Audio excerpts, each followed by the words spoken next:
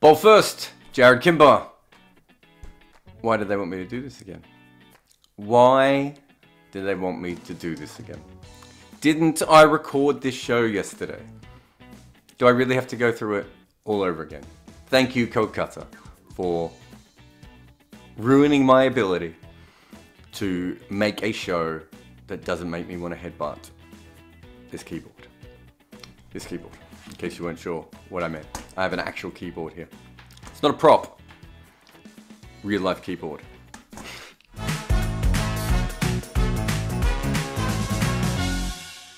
And look, I've already read the comments from yesterday, so don't come here with your, oh, but their team has been misfiring in the middle order, so they have to protect it.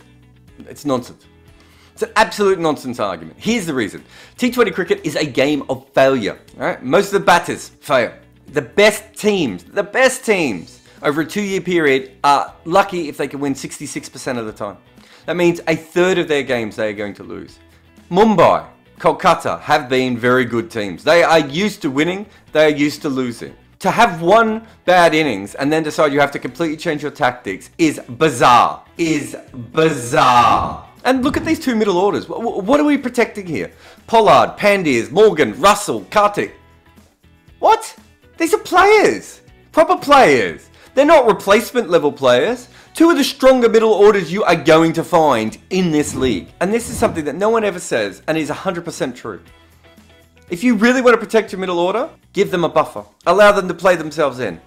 You can't allow them to play themselves in if you're striking at a run a ball for the first 6, 7, 8, 9 overs, can you?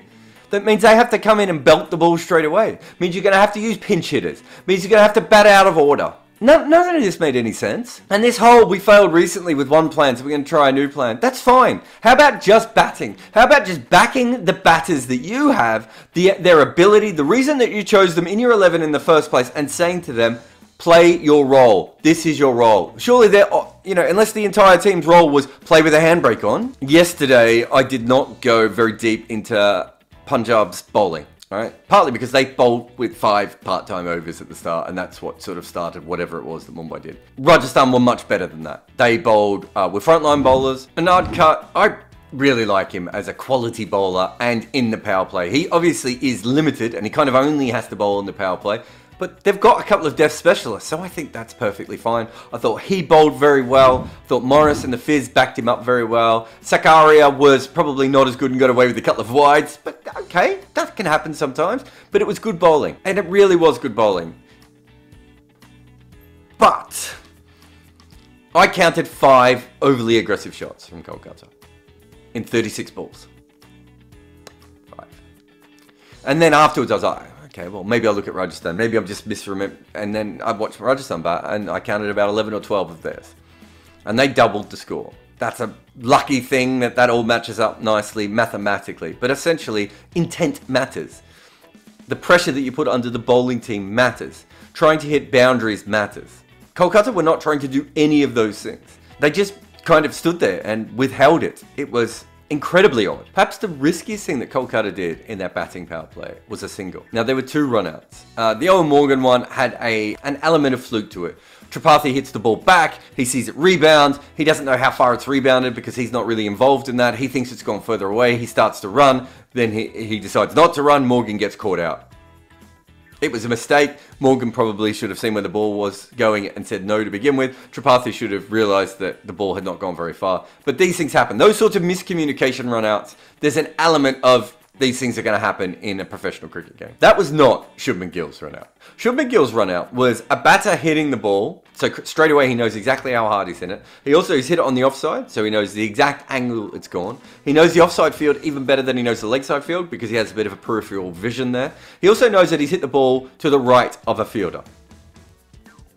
Most fielders in professional cricket are right-handed, so you would expect that to be the more dangerous run. He also should have noticed that he hit the ball roughly near the stumps, which means that any throw is going to be quite easy. Even if you're side on, you're not that far away from the stumps. And he took this run because he wanted to take a risk because he hadn't been making any runs and he was feeling a little bit of pressure. But also, as we've seen in this tournament, teams have been taking these sorts of runs a lot. I don't know why, but teams have been taking these runs a lot. I don't know why. That was a horrendous mistake. If you were going to take a risk in the power play, why on earth would you risk for 1 run? when you have barely played an attacking shot the whole time you've been out there? I would rather him back away to square leg, close his eyes, and just try and hit the ball back over his own head. At least then, if he accidentally gets something on it, it can fly away for 4. This was 1 run. That is muddled thinking. Their opening partnership looked completely like they had muddled thinking. And that's kind of where the game went. It was that opening partnership. They made some odd decisions in the middle as well. Owen Morgan said they were 40 runs short. 40 runs! He's probably right. This probably wasn't a normal Wankhede pitch, but he's probably right. They were a long way short of where they could have been. And when Owen Morgan was interviewed at the end of the Chennai games, he basically said, look, we never really got this pitch. It wasn't for us. Let's hope something happens at Wankhede. That's what he's just said again here. It might just be a coincidence, but it just feels that they're looking for this perfect pitch. There is no perfect pitch in this tournament. Everyone's going to have to play in the same pitches. They're going to have to start working these things out. And this is the Owen Morgan that a lot of Kolkata fans want out, and a lot seem to think he's now a fraud because apparently he didn't win the World Cup and didn't oversee England completely go from being the most embarrassing white ball cricket team of all time to a powerhouse. But here's the thing, people completely overestimate what a captain can do. Let's have a very basic look at their last 2 losses here. They lost one of them because they lost 5 for -23 in the power play. A captain, other than his own batting, has absolutely nothing to do with that. In this game, they decided to block out the power play completely. Even if he said, guys, I want you to be a bit more sensible, he didn't mean that more sensible, did he? He didn't mean, I want you to actually forego any risk, except for running yourself out, and not score any runs at the top of the innings. They've lost the last 2 games in the batting power plays. Even when Chennai made an absolute ton of runs against them, had their top order played a little bit better, they still had a really good chance of winning that game. Today, I saw so many tactical things that Owen Morgan could have tried in the field. He's defending at least a 30 to 40 run subpar score at Wankhede. What did you want him to do? Fart out wickets? And when a team is playing like this, people seem to think you need a million changes. I mean, the amount of people I saw that said Shakib, Seifert, Ferguson should all be coming into this team. A genuine question. Who legitimately thinks that those 3 guys are better players than Owen Morgan, Sunil Narine, and Pat Cummins? If Seifert does come in, he's a top order player. So you're either going to bring him in to bat in the top order, which means you're going to throw everything around, which is a possibility, I suppose. But there's a lot of changes there, and it's not like the middle order's been going that much better. So I don't know how you fix that problem. Plus, he hasn't played before. If he was this good, wouldn't they have played him before? What about Shakib? Let's look at his batting first. He hasn't had a strike rate over 120 in an IPL season since 2015. In his last 6 IPL matches, his strike rate has been less than a run a ball. And he hasn't had a bowling economy of under 8 since 2016, or a bowling average under 30 since 2012 in this league. What magic are we expecting Shakib to do here? Did I miss something? Because I saw him play in helpful conditions in his first couple of games, and I didn't see anything magic. They got rid of it. And Ferguson. Ferguson is probably the most solid call that you could make. Who does Ferguson come in for? Is it Pat Cummins? Pat Cummins has got, one of the best innings that they've probably played so far. Is it Sunil Narine? He's got the lowest economy rate that they've got. Plus, he can also bat. No matter who you bring Ferguson in for, you're weakening the batting. Did you see them bat today? They were 5 for in the game before. They lost 5 wickets in the power play for the game before. We have to start understanding how cricket teams are actually put together. There is a reason that Ferguson, Shakib, and Seifert are not in this team. That they are not regular members of this team. It's because they think they have better players in the lineup already. That doesn't mean that changes can't be made. You can't look at the order. I don't understand why Andre Russell keeps coming down so low. I don't know why they keep promoting Dinesh Karthik. I think Tripathi and Shubman Gill could easily change spots and I wouldn't bother anything. Do you want the truth? This is really simple. And you could say this for most teams in this league. And it's a consistent thing that you'll see right across the board. When your team loses and you want all these changes, if the other players were better, they would probably already be in. That's the first thing you need to know. And the second thing is, you're not actually saying that the other players are better. You're saying that these current players aren't playing very well. There's nothing to stop the other players also coming in and playing poorly. That's just a normal part of T20 cricket. Players fail a lot. This is a bit of a flawed team. And right at the moment, it's a bit of a flawed team where their top 4 batters are not particularly going well. Didn't help that they ran out 2 of them today. But in general, they're not going particularly well.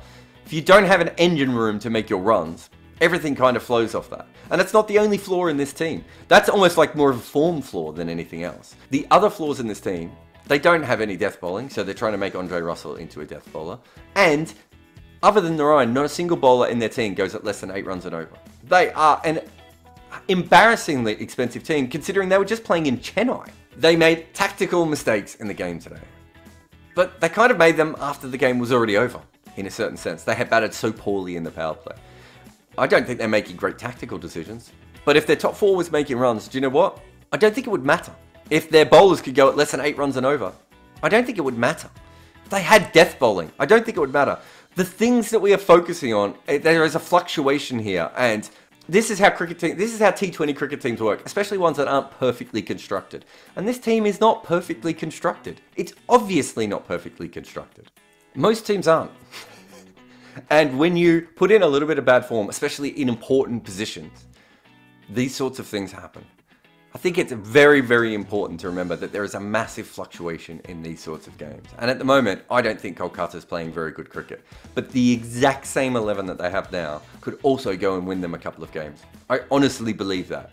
It might be too late. They might already be too far back in the tournament. They're only 1 win behind Mumbai and Punjab, right? So I've worked with teams that have been going through slumps before. And sometimes there are little things you can do to change the lineup, to supercharge the lineup. Sometimes there are things you can do with the batting order, which give freedom to other players and maybe extend it a little bit. Or you can bring in some extra bowling, which means you can attack a little bit more with the ball. All these sorts of things can be done.